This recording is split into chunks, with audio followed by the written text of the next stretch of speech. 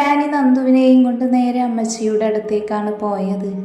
അമ്മച്ചിക്ക് സന്തോഷമാവുമെന്ന് അവൻ അറിയാമായിരുന്നു. കാരണം ജനിയെ അമ്മച്ചിക്കും ഇഷ്ടമല്ല. കുഞ്ഞിലെ മുതൽ തൻ്റെ എല്ലാ ആഗ്രഹങ്ങളും സന്തോഷങ്ങളും മനസ്സറിഞ്ഞ് ചെയ്തു തരികയും തെറ്റുകൾ തെറ്റാണെങ്കിൽ തിരുത്തുകയും ചെയ്യുന്ന ഒരാളാണ് തൻ്റെ അമ്മച്ചി. മമ്മയേക്കാൾ കൂടുതൽ ഡാനിക്ക് പ്രിയം അമ്മച്ചിയോടായിരുന്നു. മേരിക്കുട്ടി ഉറങ്ങുവാണോ? ഡാനി റൂമിലേക്ക് കയറിയതും ഒരു പുഞ്ചിരിയോട് ചോദിച്ചു. അപ്പോഴാണ് നന്ദു ഡാനിയുടെ പുഞ്ചിരിച്ച മുഖം ആദ്യമായി കാണുന്നത്. അവൾക്ക് അത്ഭുതം തോന്നി. ഇയാൾക്ക് ഇങ്ങനെയൊക്കെ സംസാരിക്കാൻ അറിയുമോ? അവൾ മനസ്സിൽ ചിന്തിച്ചു. ഇല്ലട താൻ തോന്നി, ഞാൻ എൻ്റെ മോളെ കാണാൻ കാത്തിരിക്കുമായിരുന്നു. അമ്മച്ചിയോട് ജനിയെ അല്ല വിവാഹം കഴിക്കുന്നത്, വേറെ ഒരു പാവം പെൺകുട്ടിയാണ് വിവാഹം കഴിക്കുന്നതെന്ന് ഇന്നലെ തന്നെ ഡാനി പറഞ്ഞിരുന്നു.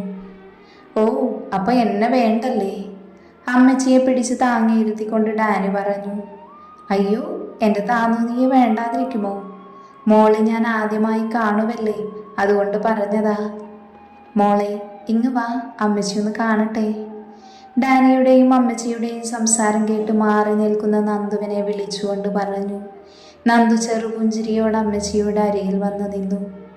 എൻ്റെ മോൾ ഒത്തിരി സുന്ദരിയാണല്ലോ, എവിടെ നിന്ന് കിട്ടിയടാ നിനക്ക് ഈ മാലാക കൊച്ചിനെ?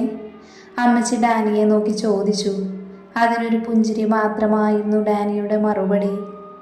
മോളെ, ഈ വീട്ടിൽ നിന്നെ ഇഷ്ടപ്പെടുന്നവരെക്കാൾ കൂടുതൽ ഇഷ്ടപ്പെടാത്തവരാണുള്ളത്. അതുകൊണ്ട് കരഞ്ഞു പോയിയുടെ പ്രശ്നങ്ങൾ ഉണ്ടാക്കരുത്. എല്ലാം സഹിക്കാൻ നീ തയ്യാറായിരിക്കണം, അല്ലെങ്കിൽ അതിനുള്ള ബാധ്യത നിനക്കുണ്ട്. പലരും പലതും പറഞ്ഞു വരുമായിരിക്കും, എന്നാൽ നീ ഒരു കാര്യം ആലോചിക്കണം. നീ ഇവിടെ ഉള്ളിടത്തോളം കാലം നീ എൻ്റെ പേരക്കുട്ടിയുടെ ഭാര്യയാണ്. അതുകൊണ്ട് മോള് ആരും പറയുന്നത് മൈൻഡ് ചെയ്യരുത്. കേട്ടല്ലോ അമ്മച്ചി പറഞ്ഞത്? അതിന് നിറഞ്ഞ പുഞ്ചിരിയായിരുന്നു മറുപടി. എന്ന് മോനെ, മോൾക്ക് നല്ല ക്ഷീണമുണ്ടെന്ന് തോന്നുന്നു. മോളെയും കൊണ്ട് റൂമിലേക്ക് പൊക്കോ, അമ്മച്ചി ഒന്ന് കിടത്തിയിട്ട്. ശരി അമ്മച്ചി. അതും പറഞ്ഞ് അവരെ താങ്ങി കിടത്തിയിട്ട് നന്ദുവിൻ്റെ കൈ പിടിച്ച് ഹാളിലേക്ക് വന്നു. അവിടെ ജനിയും അമ്മയും പപ്പയും എല്ലാവരും ഉണ്ട്. നന്ദുവിനെ കണ്ടതും ജനിയുടെ മുഖം വലിഞ്ഞു മുറുകി. സാറ എഴുന്നേറ്റ് നന്ദുവിൻ്റെ മുന്നിലേക്ക് വന്നു. ഡി, നീ എന്തു കരുതിയിട്ടാടി എൻ്റെ മോൻ്റെ ജീവിതത്തിലേക്ക് വലിഞ്ഞു കയറി വന്നത്? അവൻ്റെ സ്വത്ത് കണ്ടിട്ടേ ആയിരിക്കുമല്ലേ? സാർ ഒരു പുച്ഛത്തോടെ പറഞ്ഞു. നന്ദു അത് കേട്ട് തറഞ്ഞു നിന്നുപോയി. ഡി, നീ എൻ്റെ ആരാ? ഡാനി നന്ദുവിനെ അവൻ്റെ മുന്നിലേക്ക് നിർത്തിക്കൊണ്ട് ചോദിച്ചു. അവൻ ചോദിച്ചിട്ടും അവൾ ഒന്നും മിണ്ടാതെ തലകുനിച്ച് നിന്നു. ഡി പുല്ലേ, നിന്നോടാ ഞാൻ ചോദിച്ചത്, നീ എൻ്റെ ആരാ എന്ന്. ഡാനിയുടെ ശബ്ദം ആ വീട്ടിൽ അലയടിച്ചു. അത് ഭാര്യ, നന്ദു വിക്കിക്കൊണ്ട് മറുപടി പറഞ്ഞു. ആണല്ലോ, ഭാര്യയാണ് എന്ന് നിനക്ക് ബോധ്യമുണ്ടെങ്കിൽ പിന്നെ എന്തിനാടി ആരെങ്കിലും എന്തെങ്കിലും പറയുമ്പോഴേക്കും തല താഴ്ത്തി നിൽക്കുന്നത്? നിന്റെ വായിൽ നാക്കില്ലേ? പിന്നെന്താ ഒന്നും മിണ്ടാതെ നിൽക്കുന്നത്? എന്നോട് നാവിട്ടലക്കാൻ നിനക്ക് 100 നാവുണ്ടല്ലോ. എൻ്റെ ഭാര്യ ഒരിക്കലും ആരുടെ മുന്നിലും ഇങ്ങനെ തല ഒനിച്ച് നിൽക്കുന്നത് എനിക്ക് ഇഷ്ടമില്ല. അതുകൊണ്ട് ഇനി മേലാൽ ഇങ്ങനെ ഞാൻ കണ്ട നിനക്കായിരിക്കും കിട്ടുക. നീ കുരിശിങ്കൽ വീട്ടിലെ ഡാനിയൽ ഡേവിഡിൻ്റെ ഭാര്യയാണ്. ആ സ്ഥാനം മറന്ന് നീ ആരുടെ മുന്നിലും താഴ്ന്നു നിൽക്കാൻ പാടില്ല. അങ്ങനെയുണ്ടായ നിനക്ക് കിട്ടുന്ന ശിക്ഷ വളരെ വലുതായിരിക്കും. ഡാനി ഒരു താക്കീതോട് അവളോട് പറഞ്ഞു. ഇതേ സമയം സാറ അടികിട്ടിയതുപോലെ തറഞ്ഞു നിന്നു. കാരണം ഡാനി പറഞ്ഞ ഓരോ വാക്കും തനിക്കും ജനിക്കുമുള്ളതാണെന്ന് അവൾക്ക് മനസ്സിലായി. അച്ചായ, നിങ്ങൾ എന്തു നോക്കി നിൽക്കുക? ഇവൻ പറഞ്ഞത് കേട്ടില്ലേ? ഇങ്ങനൊരു ദരിദ്രവാസിയെ മിന്നു കെട്ടിക്കൊണ്ടുവന്നിട്ട് എന്താ മനുഷ്യ നിങ്ങളൊന്നും മിണ്ടാതെ നിൽക്കുന്നത്? ജനിമോളുടെ കണ്ണീരാണ് ഇന്നിവിടെ വീണത്. അതിൻ്റെ പാപം ഒരിക്കലും മാറില്ല. നിങ്ങൾ ഇവന് സപ്പോർട്ടായിരിക്കുമല്ലേ? എങ്ങനെ കഴിയുന്നു ഇതുവരെ കണ്ടിട്ട് പോലുമില്ലാത്ത ഒരുവളെ വീട്ടിലേക്ക് സ്വീകരിച്ചിരുത്താൻ? എവിടെയോ ജീവിക്കാൻ വകയില്ലാതെ കഴിഞ്ഞവളാണെന്ന് കണ്ടാൽ തന്നെ അറിയാം. നല്ല കുടുംബത്തിലെ പയ്യന്മാരെ വലവീശി പിടിക്കാനേ ഇതുപോലുള്ള അവളുമാർക്ക് നല്ല കഴിവാണ്. എന്നാലും ഇവൾക്കൊരു നാണവും മാനവും ഇല്ലെന്ന് തോന്നുന്നു. ഇവളെ പോലെയുള്ളവൾ ഈ വീടിൻ്റെ മരുമകളാണെന്ന് പറയാൻ തന്നെ എനിക്ക് പുച്ഛമാണ് തോന്നുന്നത്. ഇവൾമാർക്കൊക്കെ പണവും സ്വത്തുമാണ് വലുത്. നാളെ ഇവനേക്കാൾ കൂടുതലുള്ളവനെ കാണുമ്പോൾ അവരുടെ പുറകെ പോകും. കുടുംബത്തിൽ കയറ്റാൻ കൊള്ളുമോ എന്ന് ആർക്കറിയാം. സാറ അമർഷത്തോടെ പറഞ്ഞു നിർത്തി. സാറക്ക് നന്ദുവിനെ കാണുന്തോറും ദേഷ്യം ഇരട്ടിച്ചുകൊണ്ടിരുന്നു. എന്നാൽ ഇതെല്ലാം കേട്ട് തരിച്ചു നിൽക്കുവാണ് നന്ദു. അവളുടെ കണ്ണുകൾ നിറയാൻ തുടങ്ങി. ഡാനിയാണെങ്കിൽ ദേഷ്യം കൊണ്ട് വിറച്ചു നിൽക്കുവാണ്. ഡി സാറേ, നീ എന്തൊക്കെയായി പറയുന്നത്? ഡാനിക്ക് ഇഷ്ടമുള്ള കൊച്ചിനെ കെട്ടാൻ ഞാൻ തന്നെ അവന് സമ്മതം കൊടുത്തിട്ടുണ്ട്. നീ അവന്റെ ഭാഗത്തു നിന്നും കൂടി ചിന്തിക്ക്. നീ അവന്റെ മമ്മയല്ലടി.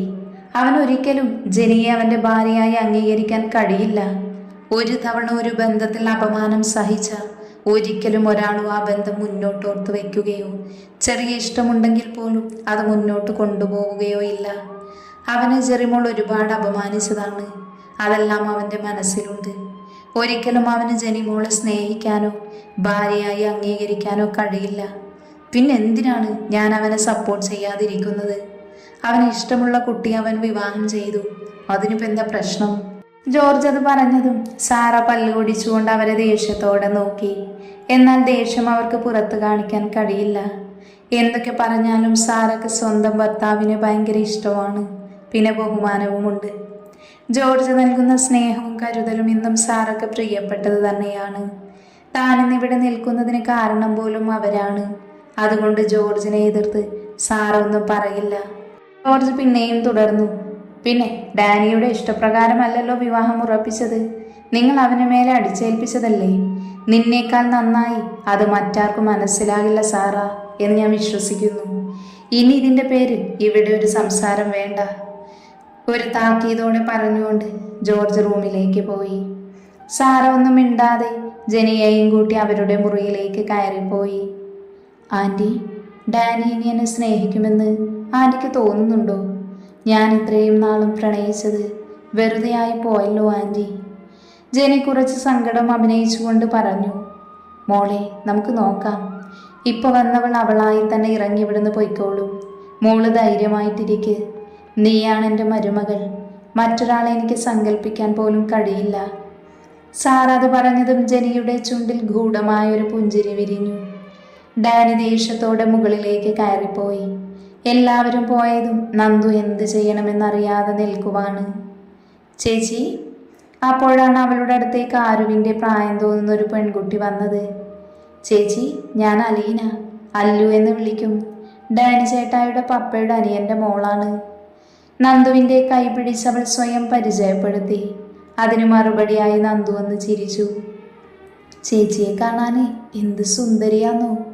നന്ദുവിൻ്റെ മുഖത്ത് തൊട്ടുകൊണ്ട് അല്ലു പറഞ്ഞതും നന്ദു അറിയാതെ ചിരിച്ചുപോയി. ചേച്ചി വാ, നമുക്ക് ചേട്ടായുടെ റൂമിലേക്ക് പോവാം. അതും പറഞ്ഞ് അല്ലു നന്ദുവിനെ പിടിച്ച് മുകളിലേക്ക് ഡാനിയുടെ റൂമിലേക്ക് പോയി. ഇതേ സമയം സാമിൻ്റെ റൂമിലാണ് ഡാനി. അവൻ ദേഷ്യം കൊണ്ട് വെരുകിനെ പോലെ അങ്ങോട്ടും ഇങ്ങോട്ടും നടന്ന് സിഗരറ്റ് വലിക്കുവാണ്. അപ്പോഴാണ് അവൻ്റെ തോളിൽ സാം വന്ന് കൈയിട്ട് നിന്നത്. എന്നിട്ട് പതിയെ സിഗരറ്റ് വാങ്ങി അവൻ ജനലിലൂടെ പുറത്തേക്കെറിഞ്ഞു. ഡാനി ദേഷ്യത്തോടെ സാമിൻ്റെ കൈ തട്ടിയെറിഞ്ഞു. എന്താണ് പുല്ല് നീ കാണിച്ചത്? ഡാനി ദേഷ്യത്തോടെ ചീറി. എൻ്റെ പൊന്നു ഡാനി, നീ ഇത് എവിടുന്ന ഈ പുതിയ തെറികളൊക്കെ പഠിക്കുന്നത്? നീയേ അതിൽ PhD എടുത്തിട്ടുണ്ടോടാ? എനിക്ക് നല്ല സംശയമുണ്ട്. സാം ചെവിയിൽ വിരലിട്ട് കുടഞ്ഞുകൊണ്ട് പറഞ്ഞു. നീ ഇപ്പം എന്തിനാണ് വന്നതെന്ന് പറഞ്ഞിട്ട് പോടാ നാറി. ഇത് നല്ല കൂത്ത്. എൻ്റെ റൂമിലേക്ക് വന്നിട്ട് എന്നോട് ചോദിക്കുന്ന പുല്ലേ? സാം തിരിച്ച് ചോദിച്ചു. അതിന് ചെറഞ്ഞൊന്ന് നോക്കി ഡാനി. എൻ്റെ ഡാനി, നീ ഇങ്ങനെ ദേഷ്യപ്പെടാതെ. ഞാനൊരു കാര്യം ചോദിക്കാൻ വേണ്ടിയാ. നീ വിവാഹം കഴിച്ചു എന്നുള്ളത് സത്യം തന്നെ. അങ്ങനെ പെട്ടെന്നൊന്നും ഒരു പെൺകുട്ടിക്ക് മുന്നിലും നീ മുട്ടുകൊത്തില്ല എന്നെനിക്ക് നന്നായിട്ടറിയാം. നിനക്ക് അവളോട് പ്രണയമാണോ? എനിക്കിതിൻ്റെ ഉത്തരം മാത്രം അറിഞ്ഞാൽ മതി. ഡാനി സാമിന് മുഖം കൊടുക്കാതെ തിരിഞ്ഞു നിന്നു. അറിയില്ല സാം, എനിക്ക് അവളോടുള്ളത് എന്താണെന്ന് അറിയില്ല. ഇപ്പോഴും വ്യക്തമായൊന്നും അറിയുന്നില്ല. നിനക്ക് അവളോട് തോന്നുന്ന ഫീലിങ്സിനെ കുറിച്ച് ഞാൻ ചോദിച്ചത്. നീ അതുമാത്രം പറഞ്ഞാൽ മതി. അത് കേട്ടതും ഡാനിയുടെ ചുണ്ടിൽ അവനറിയാതൊരു പുഞ്ചിരി വിടർന്നു. അവൻ സാമിൽ നിന്നും അവൻ്റെ മുഖം തിരിച്ചു. ഡാനി, നിന്നോടാ ചോദിച്ചത്. നിനക്ക് അവളോടുള്ള ഫീലിങ്സ് എന്താണെന്ന്? സാം വീണ്ടും ചോദിച്ചു. എടാ, എനിക്കിപ്പോൾ ഒന്നും പറയാനാവില്ല. അവളെ കാണുമ്പോൾ എനിക്ക് വല്ലാത്തൊരു ഫീലാണ്. അവളോട് സംസാരിക്കുമ്പോഴും വല്ലാത്തൊരു നെഞ്ചിരിപ്പാണ്. കണ്ണടയ്ക്കുമ്പോഴെല്ലാം അവളുടെ മുഖമാണ് മനസ്സിൽ തെളിയുന്നത്. അതിനുവേണ്ടി അവൾ എന്നോട് അടുത്തിടപഴകിയിട്ട് പോലുമില്ല. അവളെ എപ്പോഴും കാണാൻ തോന്നും, അവൾ അടുത്തുണ്ടായിരിക്കണമെന്ന് തോന്നും. ഇതൊക്കെയാണ് ഇപ്പോഴത്തെ എൻ്റെ പ്രശ്നം. ഞാൻ കരുതിയത് അവളൊരു പാവം മിണ്ടാ പൂജയാണെന്നാ.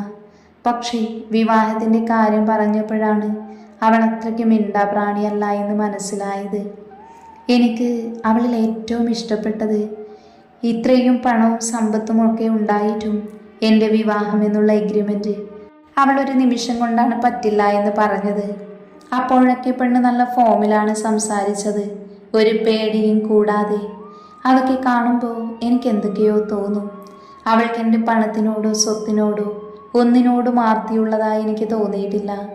അതാണ് ഞാൻ അവളെ കണ്ട ഏറ്റവും വലിയ ഗുണം. പിന്നെ അവൾ അവളുടെ അനിയത്തിമാർക്ക് വേണ്ടിയാണ് ഇങ്ങനെ ഒരു ത്യാഗം ചെയ്തത്. ഒരു പെണ്ണും അങ്ങനെ പെട്ടെന്നൊന്നും ആർക്ക് വേണ്ടിയും അവളുടെ ജീവിതം ഇതുപോലെ നശിപ്പിക്കില്ല. ഇതൊക്കെ ഓർക്കുമ്പോൾ എനിക്ക് അവളോട് ബഹുമാനമുണ്ട്. അത് പ്രണയമാണോ എന്ന് ചോദിച്ചാൽ അത് മാത്രം എനിക്ക് അറിയില്ലടാ. അതിനുത്തരം ഇനി ഞാൻ തന്നെ കണ്ടെത്തേണ്ടിയിരിക്കുന്നു. ഡാനി ഒരു നെടുവീർപ്പോടെ ഇത്രയും പറഞ്ഞതും സാം അത് കേട്ട് പൊട്ടിച്ചിരിക്കാൻ തുടങ്ങി. എന്താടാ നാറി നിന്ന് കിണിക്കുന്നത്? ഞാൻ വല്ല തമാശയും പറഞ്ഞു? ഡാനി പല്ലു കടിച്ചുകൊണ്ട് ചോദിച്ചു. എൻ്റെ പൊന്നു ഡാനി, എന്നോടുള്ള ദേഷ്യത്തിന് നീ പല്ല് കടിച്ച് പൊട്ടിച്ചേ ഇപ്പോഴേ കിളവനാവണ്ട. എനിക്ക് നിന്റെ പറച്ചിൽ കേട്ടാണ് ചിരി വന്നത്. സാം ചിരി അടക്കിക്കൊണ്ട് പറഞ്ഞു. നിനക്ക് ചിരിക്കാൻ കണക്കിന് ഞാനൊന്നും പറഞ്ഞില്ലല്ലോ. അവളെ കാണുമ്പോൾ നെഞ്ചിടിപ്പ് ഉയരുന്നു, കാണാൻ തോന്നുന്നു, മിണ്ടാൻ തോന്നുന്നു, വല്ലാത്ത ഫീലിങ്സ് തോന്നുന്നു. ഇടം മണ്ട, ഇതിനെയാണ് പ്രണയമെന്ന് പറയുന്നത്. സാം ഇതും പറഞ്ഞ് വീണ്ടും ചിരിക്കാൻ തുടങ്ങി. എടാ, അത് ഉറപ്പിക്കാനായിട്ടില്ല, ഞാൻ നിന്നോട് പറഞ്ഞെന്നേ ഉള്ളൂ. എടാ പൊട്ട, ഇതിനെയാണ് പ്രണയമെന്ന് പറയുന്നത്. നീ മനസ്സിലാക്ക്, നിനക്ക് അവളോട് പ്രണയം തന്നെയാണ്. കാരണം അവളെ ആരും മോശമായി പറഞ്ഞ് വേദനിപ്പിക്കുന്നത് നിനക്കിഷ്ടപ്പെടുന്നില്ല. ഇതൊക്കെ തന്നെയാണടാ പ്രണയത്തിൻ്റെ സ്റ്റാർട്ടിങ്. സാം ഡാനിയെ നോക്കി ചിരിച്ചുകൊണ്ട് പറഞ്ഞു. എടാ പക്ഷേ ഇതിപ്പോൾ അവളോട് പറഞ്ഞാലേ എൻ്റെ വാല് മുറിയും. കാരണം എനിക്ക് തന്നെ ഒരു ഉറപ്പില്ലാത്തത് കൊണ്ട് അവളെ ഞാൻ ഭീഷണിപ്പെടുത്തിയാണ് സമ്മതിപ്പിച്ചത്. ഇപ്പം അവളോട് ചെന്ന് ഇഷ്ടമാണെന്ന് പറഞ്ഞാലേ അവൾ മിക്കവാറും എന്നെ തട്ടും. ഡാനി ഒരു പരിങ്ങലോടെ പറഞ്ഞു. എടാ, പറയുന്നതും പറയാതിരിക്കുന്നതുമൊക്കെ നിന്റെ ഇഷ്ടം. ഒരുപാട് സങ്കടങ്ങൾ അനുഭവിച്ച കുട്ടിയാണ് ഞാൻ. അവളെക്കുറിച്ച് നന്നായി തന്നെ അന്വേഷിച്ചിരുന്നു. അങ്ങനെയല്ല ഞാൻ നിനക്ക് വീടിൻ്റെ കാര്യം പറഞ്ഞു തന്നത്. അവൾ ഒരുപാട് അവളുടെ സഹോദരിമാർക്ക് വേണ്ടി കഷ്ടപ്പെടുന്നുണ്ട്. അതുകൊണ്ട് ഒരുപാട് സങ്കടങ്ങളൊന്നും അവൾക്ക് നീ കൊടുക്കരുത്. നീ ആദ്യം അവളോടുള്ള നിന്റെ ഇഷ്ടം നിന്റെ മനസ്സിൽ ഉറപ്പിക്ക്. എന്നിട്ടും മതി നന്ദുവിനോട് ഇതെല്ലാം പറയാൻ നിൽക്കുന്നത്. നിനക്ക് ഞാൻ അങ്ങനെ ഒരാളാണെന്ന് തോന്നിയോടാ? ഞാൻ അവളെ വേദനിപ്പിക്കുമെന്ന് തോന്നിയോ? എനിക്ക് ദേഷ്യം ജനിയോട് മാത്രമാണ്. അവളെ പോലുള്ള പെണ്ണിനോട് എനിക്ക് വെറുപ്പ് തന്നെയാണ്. അവൾക്കൊക്കെ ആണിൻ്റെ സൗന്ദര്യവും പണവും സ്വത്തും മാത്രം മതി. എല്ലാവരും അതുപോലെയാണെന്ന് ഞാൻ പറയുന്നില്ല. എന്നാലും ഞാൻ കണ്ട 90% പെൺപിള്ളേരും അതുപോലെയാണ്. പണ്ടത്തെ ഡാനി ആയിരുന്നുവെങ്കിൽ അവൾ എൻ്റെ പിന്നാലെ വരുമെന്ന് നിനക്ക് തോന്നുന്നുണ്ടോ? ഒരിക്കലുമില്ല. ഇപ്പം അവൾക്ക് എൻ്റെ ശരീരത്തോട് പോലും ആസക്തിയാണിടാ. ഇങ്ങനെ പെണ്ണുങ്ങൾ ഉണ്ടോ എന്ന് സംശയമാണ്. അവളെക്കുറിച്ച് ഓർക്കുമ്പോൾ തന്നെ എനിക്ക് വെറുപ്പ് തോന്നുന്നത്. ഞാൻ ഒരിക്കലും ശ്രീനന്ദ അങ്ങനെയാണെന്ന് പറഞ്ഞില്ല. അവളിൽ നല്ല ഗുണങ്ങളുണ്ട്. അതുകൊണ്ടാണല്ലോ അവൾ കുടുംബത്തിന് വേണ്ടി എനിക്ക് മുന്നിൽ തലകുനിച്ച് തന്നത്. ഡാനി സാമിനെ നോക്കിക്കൊണ്ട് പറഞ്ഞു. ഡാ, നിന്റെ ദേഷ്യം എനിക്ക് അറിയാവുന്നത് കൊണ്ടാണ് പറഞ്ഞത്. നിന്റെ സ്നേഹവും എനിക്ക് പരിചയമുള്ളതാണ്. നീ നന്ദുവിനെ സ്നേഹിച്ചു തുടങ്ങിയ അവളെ സ്നേഹം കൊണ്ട് വീർപ്പ് മുട്ടിക്കുമെന്ന് എനിക്കറിയാം. എങ്കിലും നീ അവളെ നോവിക്കാൻ ശ്രമിക്കരുത്. അത്രേ ഞാൻ ഉദ്ദേശിച്ചുള്ളൂ. സാം ഡാനിയെ നോക്കി പുഞ്ചിരിയോടെ പറഞ്ഞു. നീ റൂമിലേക്ക് പൊക്കോ, ഞാൻ താഴേക്ക് പോകുക. ഡാനിയോട് അത് പറഞ്ഞ് സാം താഴേക്ക് ഇറങ്ങി. ഡാനിയും അവിടെ നിന്ന് അവൻ്റെ റൂമിലേക്ക് പോയിരുന്നു.